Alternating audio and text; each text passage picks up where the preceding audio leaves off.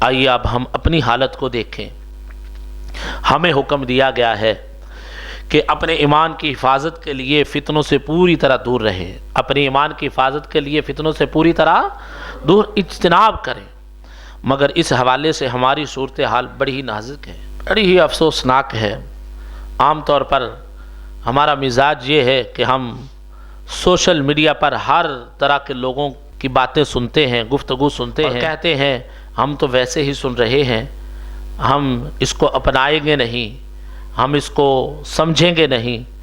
سوچئے کیا کوئی شخص ایسے ہی زہر چکھتا ہے؟ میں نے اس سے قبل مثال دی ہے کہ کوئی کہے کہ میں مرنے کے لیے نہیں زہر کھا رہا بلکہ کس لیے کھا رہا ہوں؟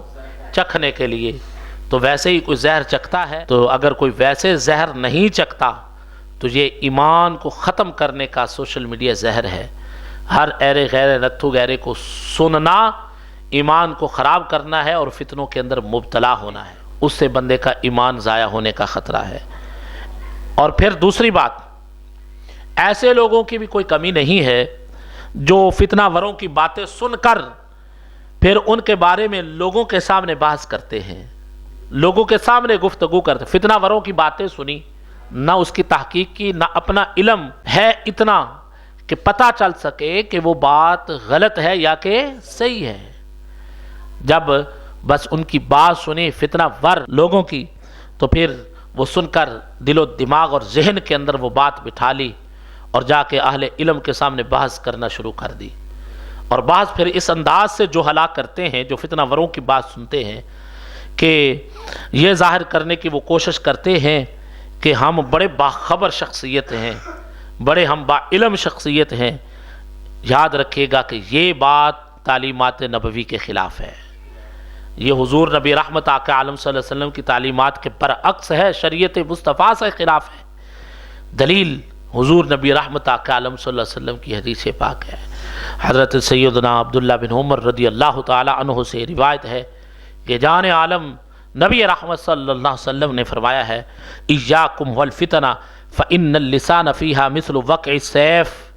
حضور نبی رحمت آقا عالم صلی اللہ علیہ وسلم نے فرمایا ہے، فتنوں میں پڑنے سے بچو، فتنوں میں مبتلا ہونے سے بچو۔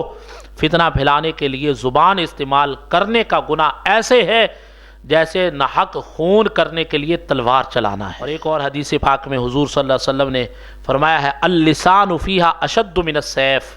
زبان کا وار، زبان کا فتنہ یہ تلوار سے بھی زیادہ سخت ہے، تلوار سے بھی زیادہ تیز ہے۔ تو لہٰذا یہ زبان کو لگام میں رکھنا چاہیے، اور ایسے فتنہ ور لوگوں کی بات کو سن کر آگے بحث نہیں کرنی چاہیے، کیونکہ جتنی آگے بحث کی جائے گی تو اس طرح فتنہ پھیلتا جائے گا۔